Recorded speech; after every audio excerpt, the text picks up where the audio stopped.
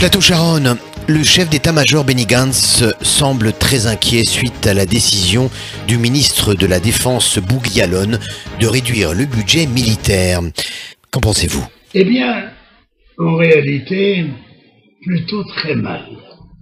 Très mal parce que depuis des dizaines d'années que je suis en Israël, j'ai toujours été contre, quelles que soient les situations économiques, dramatiques ou pas, j'ai toujours été l'ennemi absolu de réduction des budgets militaires. Voilà.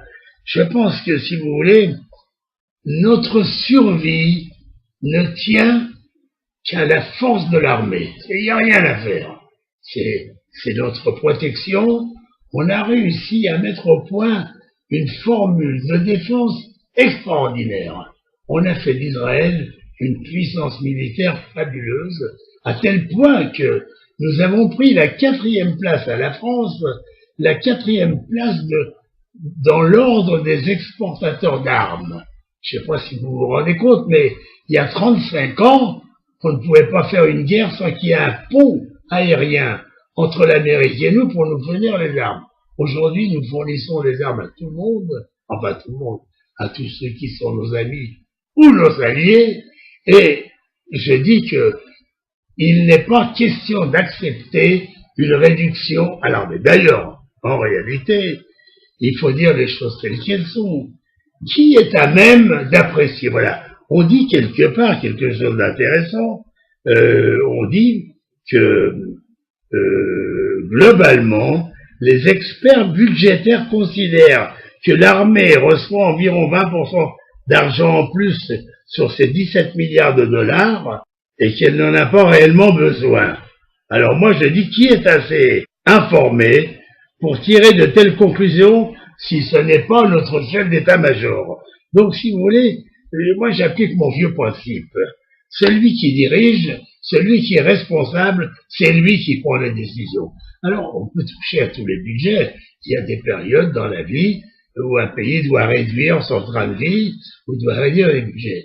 Mais là, il s'agit de la survie d'Israël. Vous savez, nous avons le Hezbollah et nous avons le Hamas.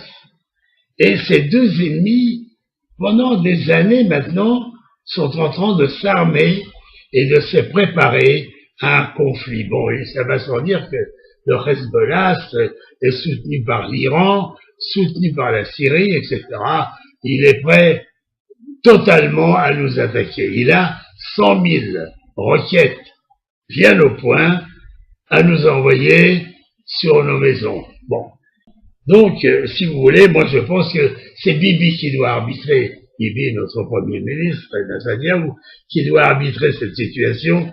Moi, je soutiens avec fermeté que c'est Benny Gantz qui doit prendre la décision et nous sommes totalement avec lui.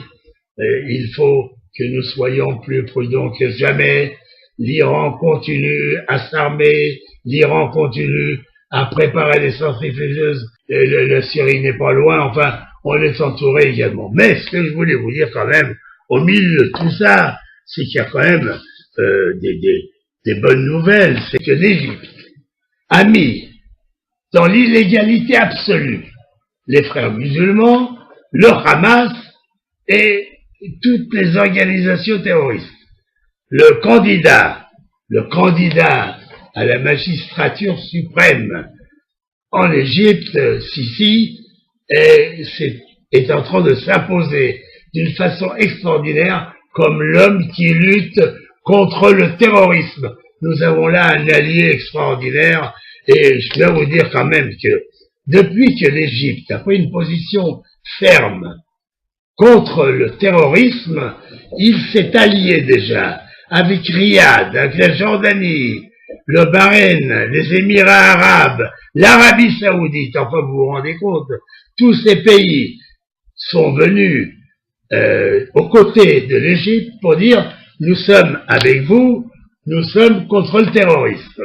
Alors, c'est une période importante parce que nous voyons actuellement se dessiner une période nouvelle. En réalité, tous ces pays que je viens de vous nommer là, l'Arabie Saoudite, ça quelques jours, leur nouvelle attitude contre le terrorisme, eh bien tous ces pays-là finalement sont fatigués de tous ces terroristes, de toute cette bande de voyous qui dirigent les terroristes à travers le monde, les terroristes musulmans radicaux, et finalement il y a de plus en plus de pays arabes qui se joignent au nombre de pays arabes qui sont contre tout cela et qui veulent vaincre le terrorisme. Eh bien voilà, donc si vous voulez, pour revenir au budget d'Israël, au budget militaire, c'est vraiment pas le moment d'y toucher, il faut être prêt. Dizengoff Center, l'espace commercial le plus vaste et le plus diversifié d'Israël. Dizengoff Center, une destination à ne surtout pas manquer lors de vos prochains séjours à Tel Aviv.